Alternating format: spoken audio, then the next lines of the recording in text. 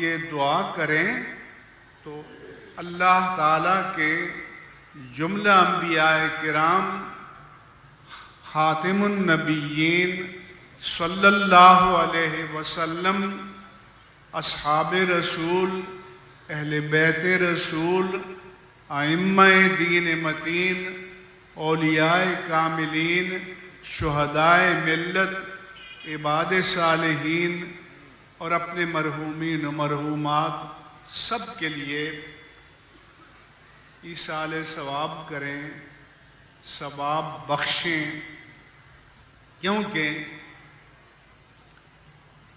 اللہ کے محبوب بندے تو غنی ہیں، ان کو آپ ہدیہ کریں گے، ہبہ کریں گے، تحفہ دیں گے، اور ہم جیسے لوگوں کو آپ بخشش کریں گے، انعام دیں گے۔ یہ طریقہ اختیار کرنا چاہیے۔ انبیاء کی سنت ہے کہ رب اجعلنی مقیم الصلاۃ ومن ذریتی ربنا وتقبل دعاء ربنا اغفر لی ولوالدی وللمؤمنین یوم یقوم الحساب۔ دعا ابراہیمی ہے کہ اے میرے رب، تو مجھے نماز قائم کرنے والا بنا دے اور میری اولاد کو بھی نماز قائم کرنے والا بنا دے۔ لہذا آپ نماز کے بعد دعا کریں، اپنے اجداد کے لیے بھی، اپنی اولاد کے لیے بھی، اور کہیں کہ ربنا وتقبل دعا۔ پھر فرمایا کہ ربنا اغفر لی ولوالدی، کہ اے ہمارے رب تو مجھے بخش دے، کیونکہ پھر بندہ خود غرض ہے تو ٹھیک ہے، پہلے اپنا حساب برابر کر لے۔ پھر فرمایا کہ میرے ماں باپ کو بخش دے، اور پھر وَلِلْمُؤْمِنِينَ یوم یقوم الحساب، قیامت کے دن سارے مومنوں کو بخش دے۔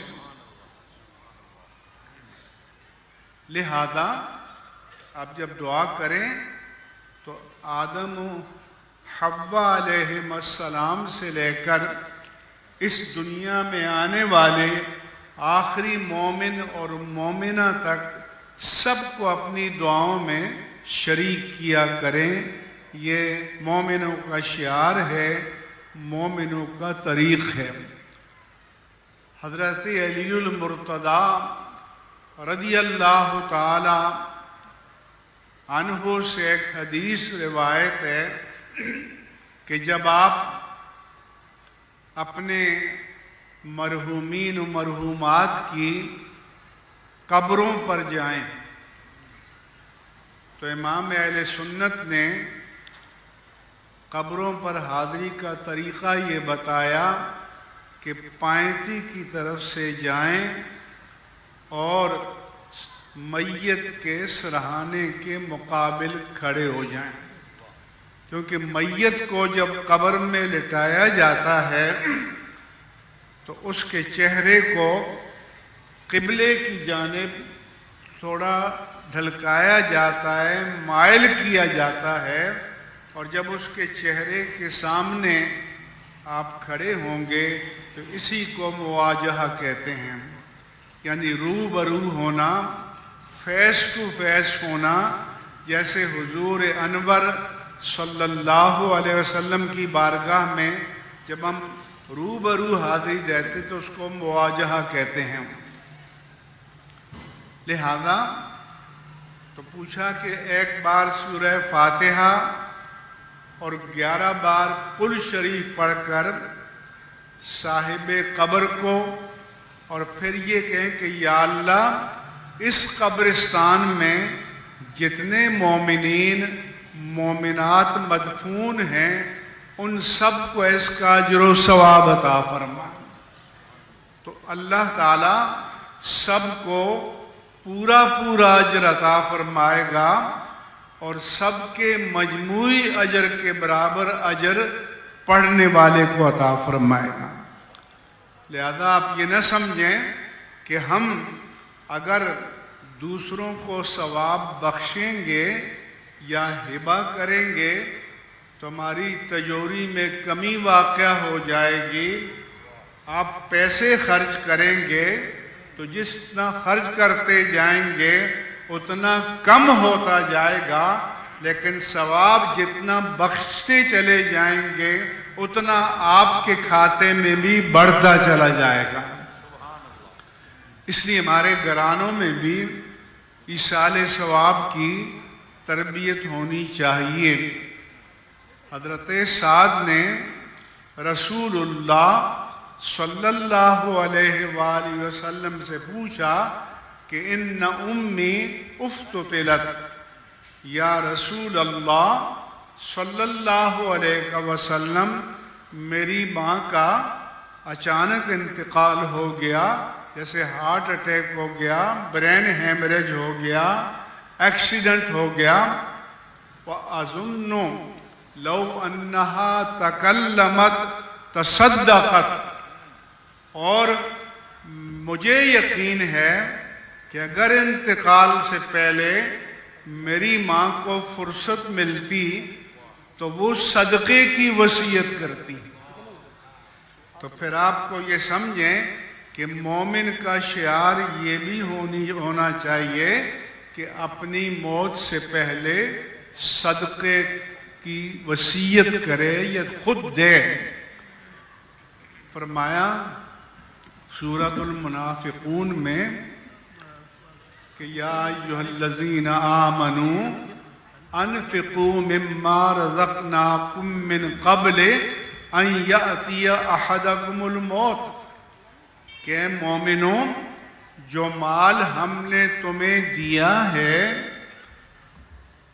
قبل اس کے کہ تمہاری موت سر پر آ کھڑی ہو، فَيَقُولَ رَبِّ لَوْلَا اخرتنی الی اجل قریب، اور پھر بندہ کہے کہ جب فرشتہ اجل سر پہ کھڑا ہے کہ یا اللہ تھوڑی سی مہلت مل جائے، میں کیا کروں؟ فَأَصَّدَّقَ، تاکہ میں صدقہ دے دوں اور تیرے نیکوکار بندوں میں سے ہو جاؤں۔ لہذا پھر مرتے وقت بندہ تمنا کرے گا کہ کاش میں کروں، تو آج جیتے جاگتے ہوش کے عالم میں آپ کو اپنی عاقبت کا، قبر کا، آخرت کی فکر کرنی چاہیے۔ اور جن ماں باپ نے اپنے بچوں کو آج حافظ قرآن بنایا، انہوں نے اپنی قبر میں نور کا اہتمام کیا، انہوں نے اپنی عاقبت کو سنوارا اور صدقہ جاریہ کا اہتمام کیا۔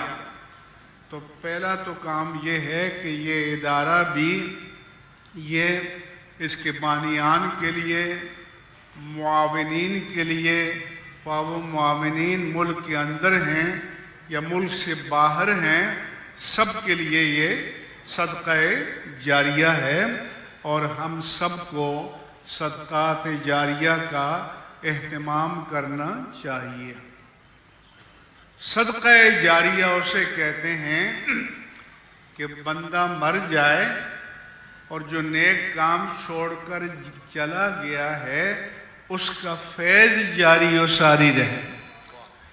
جیسے علامہ افغانی ہمارے ساتھی، تو وہ تو چلے گئے، لیکن ان کے شاگرد آج ملک کے اندر، ملک سے باہر، ابھی ہمارے مناظر اسلام علامہ سید مظفر شاہ صاحب بھی ان کے شاگرد تھے، تو آج جو جگہ جگہ وہ تبلیغ کر رہے ہیں، تو جو ثواب ان کو مل رہا ہے اتنا ہی ثواب علامہ افغانی کو بھی مل رہا ہے۔ لہذا ہم سب کو اپنی موت اور اپنی عاقبت اور اپنی آخرت اور اپنی قبر کی فکر کرنی چاہیے۔ اور علامہ افغانی نے یہ سارے ادارے بنائے ہیں، یہ ماشاء اللہ ان کے لیے صدقہ جاریہ ہیں، اور اللہ کرے کہ یہ فیض ان کی اولاد سے آگے اولاد کی اولاد میں بھی اسی طرح سے جاری و ساری رہے۔ اس کے بعد دوسرا عنوان ہے، آج چونکہ جلسہ دستار فضیلت ہے اور تقسیم اسناد ہے، تو ہمیں کیا کرنا چاہیے؟ آپ کا تو کام ہے کہ لنگر بانٹنا، کیونکہ سنی جو ہے وہ لنگر کے بغیر 2 گھنٹے کسی جلسے میں شریک ہونے کے لیے تیار نہیں۔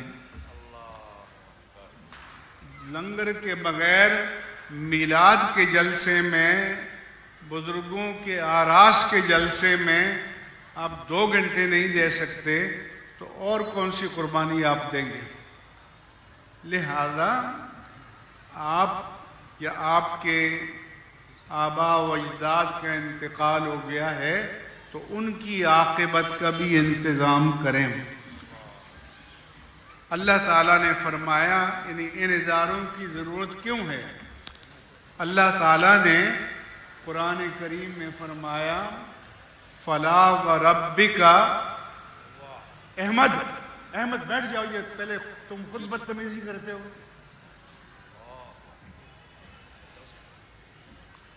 فَلَا وَرَبِّكَ لَا يُؤْمِنُونَ حَتَّى وَمَا كَانَ الْمُؤْمِنُونَ لِيَنْفِرُوا كَافَّةً۔ اللہ فرماتا ہے کہ یہ تو نہیں ہو سکتا کہ سارے کے سارے مسلمان اپنی صنعت، حرفت، تجارت، کاروبار، روزگار، ملازمت کو چھوڑ کر دین کے لیے نکل کھڑے ہوں، کیونکہ یہ سارے شعبے بھی معاشرے کی ضرورت ہیں۔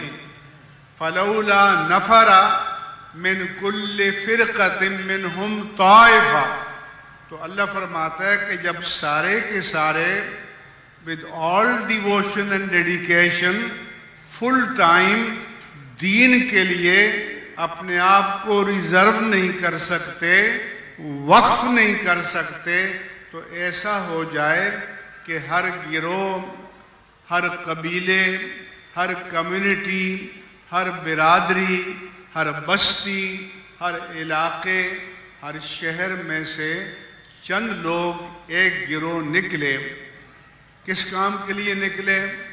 یہ نہیں کہا کہ انجینئر بنے، ڈاکٹر بنے، چارٹرڈ اکاؤنٹنٹ بنے، یہ سارے کام بھی ضروری ہیں، لیکن اللہ نے فرمایا کہ میرے دین کے لیے ضروری ہے کہ لِيَتَفَقَّهُوا فِي الدِّينِ، میرے دین کو قیامت تک کی بقا کے لیے اپنی پوری وجاہت کے ساتھ ضرورت ہے فقہا کی۔ اور یہ جو مفتیان کرام جن کی آپ جبہ پوشی ہوئی ہے، تو انہوں نے یہی کام کیا کہ تکمیل علم کے بعد 2 سال مزید اس ادارے میں فقہ کا، افتاء کا، مفتی کا کورس کیا، تربیت پائی، اور اب انشاءاللہ وہ جہاں بھی ہوں گے وہ اس قابل ہوں گے کہ دین کے میدان میں لوگوں کی رہنمائی کر سکیں۔ اور ان کو بھی میرا مشورہ ہے کہ جب آپ تدریس سے فارغ ہوں، جب آپ کے سر پر دستار فضیلت سج جائے، آپ کی جبہ پوشی ہو جائے، تو یہ مت سمجھا کریں کہ آپ نے کمال حاصل کر لیا، بلکہ آپ یہ سمجھیں کہ آج سے آپ کے طلب علم کے سفر کا آغاز ہوا ہے۔ کیوں؟ کہ اگر آپ اپنے علم کو مطالعے کے ذریعے، تعلیم کے ذریعے، تربیت کے ذریعے تازہ نہیں رکھیں گے، تو ہمارے فقہا نے کہا ہے کہ جو پانی کہیں ٹھہر جاتا ہے جم جاتا ہے، جوہر بن جاتا ہے، اس پر گندگی آتی ہے، وہ ناپاک ہو جاتا ہے، لیکن اگر وہ پانی بہتا رہے تو باوجود کہ اس میں بھی بہت سی چیزیں آ کر پڑتی ہیں، لیکن مائع جاری کو شریعت نے پاک کے حکم میں دیا ہے۔ لہذا ہمیں علم کو بھی جمود کا شکار نہیں ہونا چاہیے، بلکہ باقاعدہ مسلسل پڑھتے رہنا چاہیے، اپنے اساتذہ سے رابطہ کرنا چاہیے۔ اور دوسرا یہ کہ آج کل سوشل میڈیا کی بیماری ہے کہ کوئی بھی بات ہو تو فوراً اس کو اچھال کے میڈیا پر ڈالتے ہیں، تو سوشل میڈیا پر ڈالنے کے معنی کہ آپ نے وہ بات چوک میں کہہ دی ہے۔ اب اس کے بعد آپ اس کو واپس لینا چاہیں تو لوگ کہتے ہیں کہ وہ پبلک پراپرٹی ہو چکی ہے، اب واپس لینا بھی چاہیں تو نہیں لے سکتے۔ لہذا میڈیا پر ڈالنے سے پہلے آپ اپنی گفتگو کو خود سنیں، ایڈٹ کریں، اگر کوئی غیر محتاط کلمہ ہے، اگر کوئی ایسی چیز ہے، اس کو ڈیلیٹ کریں، اس کو حذف کریں، تاکہ اس سے آپ کا نام بھی دنیا میں اچھی طریقے سے لیا جائے اور کوئی اس کو آپ کے خلاف استعمال بھی نہ کرے اور کوئی اس سے گمراہ بھی نہ ہو۔ اس لیے یہ جو مفتیان کرام علماء تیار ہوئے ہیں، یہ امت کی رہنمائی کریں گے، اور الحمدللہ علی احسانہ یہ جو ادارے ہیں یہ بنیادی دین کی ضرورت ہے۔ کیوں؟ کہ جب اللہ نے فرمایا کہ اس کے دین کو فقیہ چاہیے، مفتی چاہیے، محدث چاہیے، ہمارے بزرگوں کی طرح مفسر چاہیے، تو پھر یہ پروڈکٹ تیار کرنے کے لیے کارخانہ بھی چاہیے، اور اس کام کے کارخانے یہ مدارس ہیں۔ میں 4-5 سال پہلے اسلام آباد میں ایک کانفرنس میں گیا، جہاں پر یونیورسٹیوں کے پروفیسرز، بیوروکریٹس، میڈیا کے لوگ تھے۔ انہوں نے کہا کہ مدارس کا فروغ علم میں کردار۔ میں نے کہا کہ تمہارا خیال یہ ہے کہ علم تمہاری سندوں یا ڈگریوں کا نام ہے کہ میٹرک ہے، انٹر ہے، بی اے ہے، آگے ہے، لیکن میں نے کہا کہ آپ نیٹ پر جائیں، اور یو این او نے جو لٹریسی خواندگی کی تعریف کی ہے، امریکہ کے ہاں جو خواندگی کی تعریف ہے وہ یہ ہے کہ آدمی اپنے افکار، اپنے خیالات، اپنے ما فی الضمیر کو تحریری طور پر اور زبانی طور پر بیان کر سکے اور دوسروں تک پہنچا سکے۔ میں نے کہا اس میں آپ کی ڈگریوں کا ذکر نہیں ہے، تو پھر اس کمال میں ہمارے علماء آپ کے جو ڈگری ہولڈرز ہیں ان سے 100 درجے آگے ہیں۔ میں نے کہا ہمارے شیخ الحدیث علامہ غلام رسول سعیدی رحمہ اللہ تعالی نہ کوئی پی ایچ ڈی تھے، نہ ایم فل تھے، نہ ماسٹر تھے، نہ گریجویٹ تھے، نہ میٹرک تھے۔ انہوں نے اللہ کا دین حاصل کیا، اور اس وقت تک ان پر پاکستان کی تمام یونیورسٹیوں میں، حتیٰ کہ انٹرنیشنل اسلامک یونیورسٹی اسلام آباد میں، انڈیا میں، دوسرے ممالک میں پی ایچ ڈی اور ایم فل کے 260 مقالات لکھے جا چکے تھے۔ میں نے کہا میں آپ کی ساری یونیورسٹیوں کو چیلنج کرتا ہوں آج کہ تم اپنی یونیورسٹیوں کی ایک پروڈکٹ بتا دو کہ جس پر 260 نہیں 200 پی ایچ ڈی یا ایم فل ہوئے ہوں، 200 نہیں 150 ہوئے ہوں، 150 نہیں 125 ہوئے ہوں، وہ بھی نہیں 100 ہوئے ہوں، وہ بھی نہیں 50 ہوئے ہوں، وہ بھی چھوڑو 25 ہوئے ہوں، میں نے کہا کوئی ہے کہ ہمارے سامنے لاؤ. تو الحمدللہ ان اداروں کی خدمات یہ قابل افتخار ہیں، قابل قدر ہیں، اور ہم ان اداروں کے کارناموں کو دنیا میں افتخار کے ساتھ پیش کر سکتے ہیں. اس لیے جب بھی دنیا والوں کو فکر ہوتی ہے، نہ ہماری یونیورسٹیوں کی ہے نہ اداروں کی ہے، انہیں فکر ہوتی ہے تو مدارس کی ہوتی ہے. کیوں؟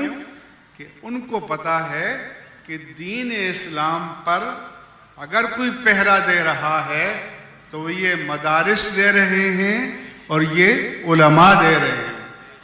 تو جب دین کا تقاضا یہ ہے کہ اس جیسے علماء پیدا ہوں تو پھر معاشرے کا تقاضا یہ ہے کہ ان اداروں کے مربی بنیں، ان کے سرپرست بنیں، ان کے معاون بنیں اور ان کو وسائل فراہم کریں تاکہ دین کا کام کرنے والے full time with all devotion and dedication اپنے آپ کو دین کے لیے وقف کریں. کیونکہ اس زمانے میں جو شیطنت ہے اور جو دلالت ہے، جو گمراہی ہے، اس کے پھیلاؤ کے اتنے راستے نکل آئے ہیں شیطنت کے کہ اگر ہر راستے میں بند نہ باندھا گیا تو آنے والا دور مشکل دور ہوگا. اس لیے آپ کو علماء کے ساتھ وابستہ ہونا چاہیے. آپ اپنے ماں باپ یا عزیزوں کے انتقال پر ایصال ثواب کرتے ہیں، برادری کو بلا کر دیگیں چڑھا کر ان کو کھلا دیتے ہیں تاکہ آپ کی ناک اونچی رہے. تو یہ ناک کٹ بھی جائے تو کوئی بات نہیں. مومن کی ناک تو تب اونچی رہے گی جب اپنے وسائل کو اللہ کے دین کے لیے خرچ کریں، اللہ کے دین کے تحفظ کے لیے خرچ کریں. اس لیے ملک کے اندر یا ملک سے باہر جو لوگ ہمارے پیغام کو سن رہے ہیں انہیں چاہیے کہ ان اداروں میں اپنی حیثیت کے مطابق مفتی، عالم، حافظ، قاری کی کفالت کریں، ان کے مصارف اپنے ذمے لیں. میں ایک ادارے کا اخبار چھپتا ہے، اس میں روزانہ چھپتا ہے کہ ایک عالم کا ماہانہ خرچہ 20,000 روپے ہے، اور وہ آپ نے جو اس کو تیار کرے گا حفظ سے لے کر 10-12 سال تک دیتا رہے گا تب جا کر عالم بنے گا. لہذا آپ اپنے بزرگوں کی ایصال ثواب کے لیے بھی، ان کی عاقبت کے لیے بھی، اگر اپنے بچوں کو آپ دین کے لیے وقف نہیں کر سکے اور یہ سعادت نہیں ملی تو جن ماں باپ نے اپنے بچوں کو پال پوش کر اللہ کے دین کے لیے پیش کیا ہے، آپ ان کی کفالت تو کر سکتے ہیں. آپ نہیں کرو گے. تو میں نے اس کراچی کا ایک واقعہ پڑھا، کیونکہ لوگ اپنی اولاد کو باہر بھیجتے ہیں پھر وہ وہیں رہ جاتے ہیں، ماں باپ بوڑھے ہو جاتے ہیں، پوچھنے والا نہیں. تو ایک صاحب اپنی نے ساری اولاد باہر بھیجی، بنگلے میں اکیلے. پھر ان کا بیمار ہوئے تو بیٹا بہو آ گئے. وہ 2-4 دن جو چھٹی لے کر آئے تھے تو آخری مرحلے میں ان کا انتقال ہو گیا.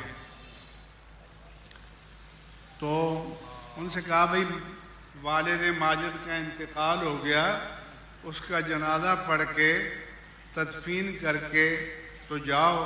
اس کی بیگم نے کہا نہیں، ہمارا ٹکٹ تیار ہے اور ہم نے ادھر جنازہ خانے میں پیسے دے دیے ہیں، وہ سب کر لیں گے. اور ہم یہ گئے. تو جب آپ تربیت دینی نہیں کریں گے تو وہ پھر آپ کے کسی کام نہیں آئیں گے، بلکہ اگر آپ ایسے ماحول میں بھیجیں گے. ہمارے شیخ الحدیث نے لکھا کہ وہ بدکاریوں میں مبتلا ہیں تو ان کے گناہ کا وبال بھی آپ کے سر پر ہوگا، اور نیکوکاریوں میں مبتلا ہیں تو وہ جو خیر کے کام کریں گے تو ان کی جزا بھی اللہ کی بارگاہ میں آپ کو ملتی رہے گی.